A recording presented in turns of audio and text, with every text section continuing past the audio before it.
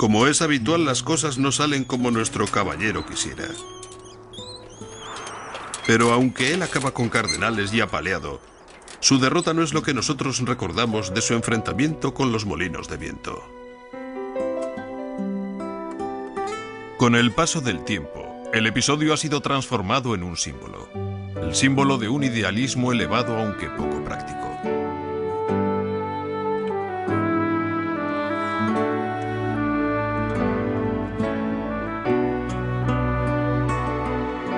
Es verdad que el ataque de Don Quijote contra los molinos de viento fue poco práctico. Pero mucha gente estará viendo y contemplando que esta insistencia era inspiradora. Mario Cuomo cree que Don Quijote nos está diciendo que hemos de seguir nuestros sueños, incluso aunque al principio parezca que son inalcanzables. Yo no aprendí a hablar inglés hasta que tuve 8 años. Mi padre y mi madre nunca fueron a la escuela un solo día, tanto en Italia como aquí. Hubo personas muy poco amables que decían, son analfabetos en 2 idiomas. Yo llegué a ser gobernador del estado de Nueva York, sin amigos, sin dinero, y tampoco era especialmente brillante, sino trabajando duro, teniendo suerte y estando en el sitio adecuado. Y no haber nadie que me diga que Don Quijote estaba loco. Quizás él falló en aquello del molino de viento, ya sabes. Quizás necesitaba un poco más de tiempo. Pero si tú no lo intentas, no triunfas. Y si no lo intentas a lo grande, no triunfarás a lo grande. Y si no intentas ser gobernador, no serás gobernador. Como un líder de una nación construida en el sueño de la democracia, no resulta sorprendente que Cuomo encuentre en Don Quijote un icono particularmente apropiado para América. Es una observación muy precisa. Es decir, que los Estados Unidos de América, desde su mismo comienzo, ha tenido siempre un sueño quijotesco. Si hubiésemos dicho hace 300 años que se podría formar una nación con un montón de gente de todo el mundo, que se podría formar una nación en la que el poder por primera vez estuviera en manos de la gente y que éste iba hacia arriba en vez de empezar desde arriba yendo hacia abajo, y hacer una democracia donde todo el mundo tiene algo que decir y crear la mayor economía, las mayores fuerzas armadas y la mayor maquinaria de oportunidades de la historia del mundo, se hubieran reído de ti. Y lo hicieron. Y es lo que hicieron los padres fundadores. De modo que, ¿quiénes eran sino un montón de Don Quijotes con sombreros muy graciosos y zapatos con hebillas luchando contra molinos de viento? Y ganaron. Desgraciadamente, la mayor parte de nosotros no ganamos todas las veces, ni siquiera la mayoría.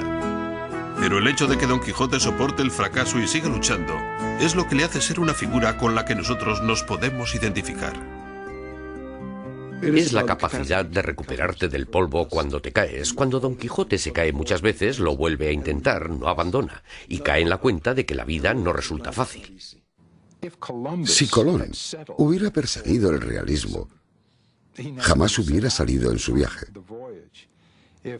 Si John Kennedy hubiera optado por el realismo cuando dijo, quiero que vayamos a la luna, ¿cuánta gente del mundo pensó que era realista en aquella época cuando Kennedy lo dijo? Ir a la luna es un sueño, pero hay otras empresas terrenales en las que se necesita el mismo compromiso para un objetivo más que improbable. A comienzos de los años 80, la visión de Curtis Sliwa era coger unas juventudes sin armas dentro de la ciudad y colocarlas en el metro para luchar contra el crimen. La gente en aquella época, cuando yo empecé a compartir la idea con ellos, pensaba que yo tendría que ser puesto en una camisa de fuerza y tendría que haber sido llevado a Creedmoor o al Kings County, porque pensaba que yo me había vuelto loco, que había perdido, y yo creía que aquello podía funcionar.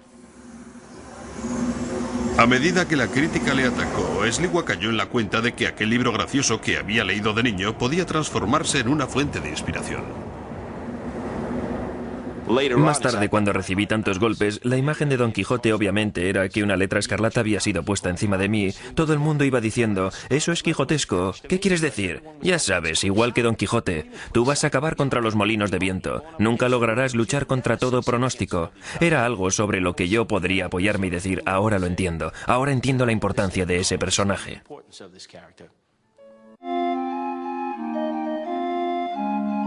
La primera parte de Don Quijote de la Mancha hizo que Cervantes fuera famoso tan lejos como en el Nuevo Mundo. Pero su fama no le libró de la pobreza. Continuó raspando cosas para vivir, escribiendo obras de teatro e historias cortas. Parecía que el público quería más historias sobre aquel loco anacrónico. Y las historias llegaron, pero no de Cervantes. La segunda parte de las aventuras de Don Quijote fue una tomadura de pelo. Publicado bajo el seudónimo de Avellaneda, el libro falso corrompe a los personajes. Sancho llega a ser un borracho. Don Quijote acaba siendo ingresado en un manicomio. Lentamente Cervantes había estado trabajando en estas aventuras, pero la obra falsa le hizo acelerar su ritmo de trabajo. Casi una década después del original, Cervantes publicó su segunda parte, justo 3 meses después de la obra falsa y tan irreverente. Oh, señor, distinguido incluso lector plebeyo, ¿cómo debes de estar esperando este prólogo? Esperando que me vengue, que me ría y que escupiera en la cara de quien escribiera el segundo Don Quijote. Pero de hecho, no tengo planes para darte tal satisfacción.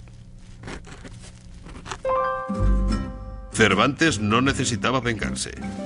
Simplemente escribió una de las segundas partes mejores de todos los tiempos. La segunda parte sigue siendo divertida, pero Cervantes tiene algo más que golpes y moratones físicos dentro de su cabeza de loco caballero.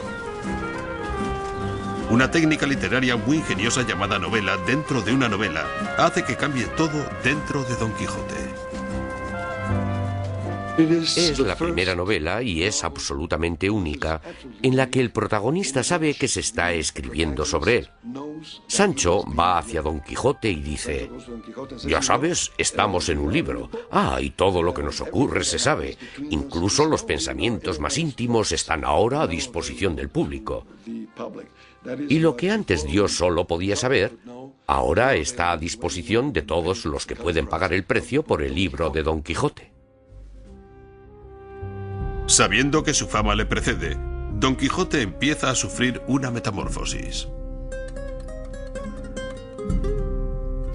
Volviendo a la segunda parte del libro, donde la gente ya había leído sobre las diversiones, él sabía que la gente estaba esperando que se comportara de cierta manera. Pero él ahora tenía que cuadrar porque tenía que ser Don Quijote todavía, pero no tan salvaje, tan exótico, tan loco, tan poseído como había aparecido en la primera parte del libro. Sabiendo que la gente estaba leyendo sus aventuras, hace que Don Quijote sea un caballero errante más responsable.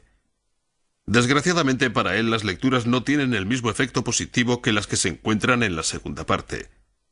En vez del loco inofensivo de la primera parte, los personajes ahora animan las desilusiones de Don Quijote para su propio divertimento. Las derrotas son mucho más dolorosas, son menos físicas, pero mucho más humillantes. Son más violentas. Nada es accidental. Cervantes nos ha llevado con mucho dolor a ese cambio de actitud.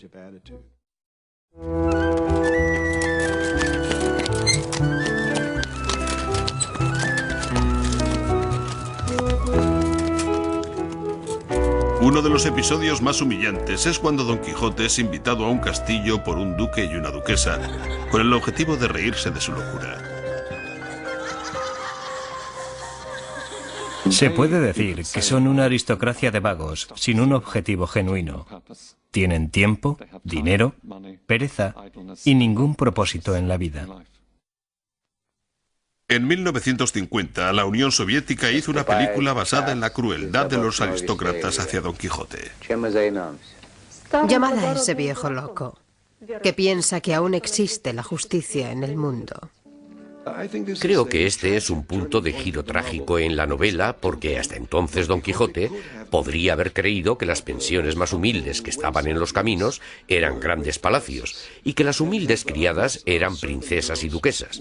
Y ahora los duques le ofrecen esos sueños en realidad. Hay un palacio real, hay una nobleza real. Son duques, son chambelanes. Está toda la riqueza del mundo, y Don Quijote ya no puede soñar. Lo que él ha soñado se le ha ofrecido en realidad. El duque y la duquesa elaboran una comedia trabajada para convencer a Sancho de que él es el gobernador de una isla.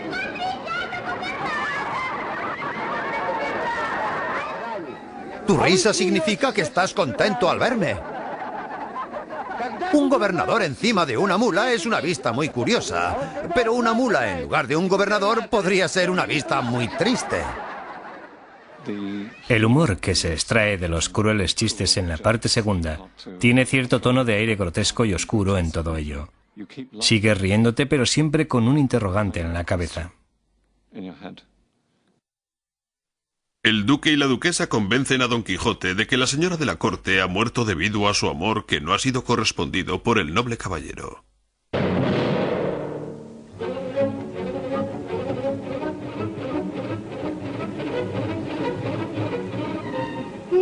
¿Realmente crees que he muerto de amor por ti? Eres un viejo bastón roto. Al plantear tales escenarios, el duque y la duquesa roban a Don Quijote su habilidad de vivir por su propia imaginación. Este es el momento en que Don Quijote empieza a declinar. Es el libro más triste jamás escrito, dice Dostoyevsky, porque es la historia de una desilusión.